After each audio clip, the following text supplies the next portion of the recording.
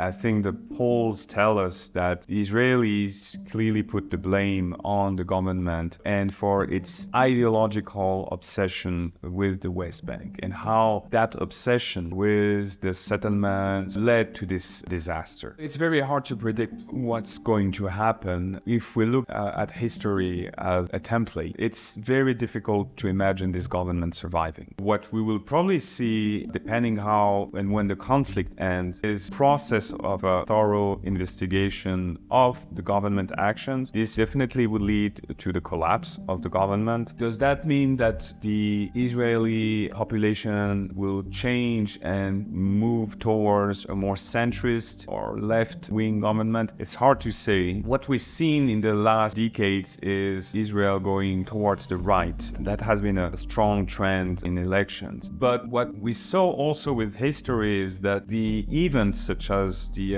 Hamas attack change completely the way Israelis will talk about politics. For the last 15 years, it was possible when you were in Israel to live with this idea that there is Hamas, there is this organization that wants to destroy Israel. But because of the containment of Gaza, you can live your life in a very normal way without fearing for your safety or for your children. And now, in a very tragic way, Israelis do not believe that anymore. That will have implications for how and what they expect from the next government.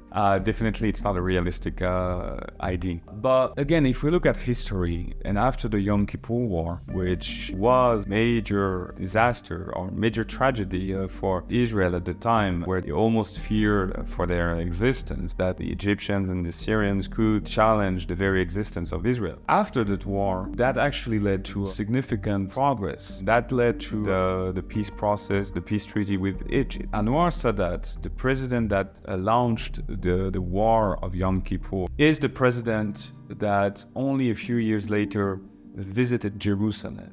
And I'm sure that the people in 1973, if we had asked, could you imagine the president of Egypt traveling to Israel, traveling to Jerusalem and embracing his counterpart, people would have said this is completely science fiction. And for us today in 2023, definitely this is science fiction. There are several problems. There are the problem of leadership. The leadership of the Israeli government is clearly not the right one to launch this type of ambitious process. But we have had issues with the Palestinian leadership for years. That's a mutual failure of leadership. There's also the situation on the ground, which is getting worse year after year, with the fact that the settlement have undermined the reality of potential sovereignty in the West Bank. And there's also, I would say, the social element. One thing which is probably going to be very difficult is to get the Israeli people, the people who are not working in politics, who are trying to live their lives normally, and the Palestinians, those people who have nothing to do on both sides with politics. The very simple idea of living next to each other, I think today is impossible to conceive, given the tragedy on both sides, the suffering, the frustration. So that's also something that will take time. When you have strong leadership, people trust that the road towards the peace and the coexistence and the creation of two states is the best course of action.